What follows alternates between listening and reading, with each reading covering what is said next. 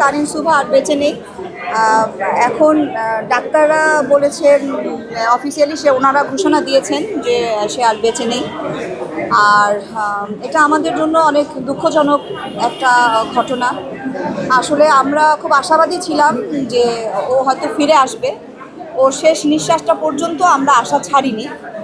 আর আমাদের এই যে পপুলারে যে ডাক্তাররা আছেন তারা কিন্তু অনেক সাপোর্ট করেছেন, তার ফ্যামিলি অনেক সাপোর্ট করেছে। আর আমরা শিল্পী সমিতির পক্ষ থেকে তো আমরা সবাই ছিলাম, কিন্তু বিশেষ করে জয় চৌধুরী আর সনি রহমানের কথা বলতেই হবে যে ওনারা দুজন অনেক কষ্ট করেছে।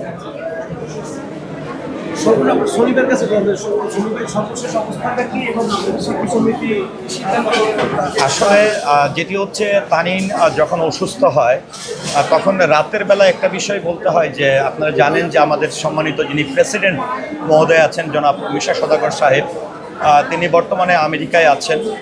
আমি এবং মুক্তি ম্যাডাম ওনার সঙ্গে ভিডিও কলে ছিলাম, যেহেতু ওনার পায়ে একটা বড় অপারেশন হয়েছে।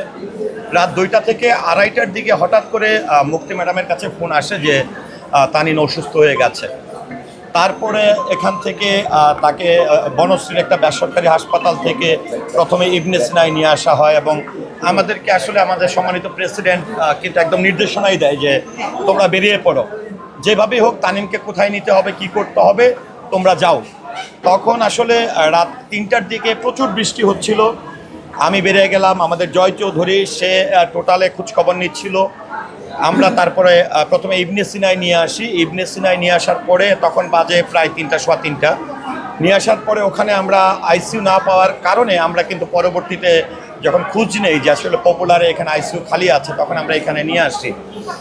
তো আসলে তানিমের যে বিষয়টা, তানিমকে একদম নিয়ে আসা থেকে এই গত 6 দিন 7 দিন থেকে শুরু করে আজকে মৃত্যু পর্যন্ত একটি মুহূর্ত আমাদের কারো চেহারা দেখার পর আপনাদের মনে হচ্ছে যে আমরা কোনো সঙ্গী হারিয়েছি।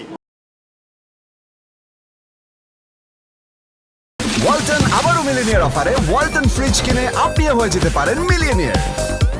মিলিনিয়ার ছড়াছড়ি দেশ জুড়ে, এটা শুধু ওয়ালটেনই পারে।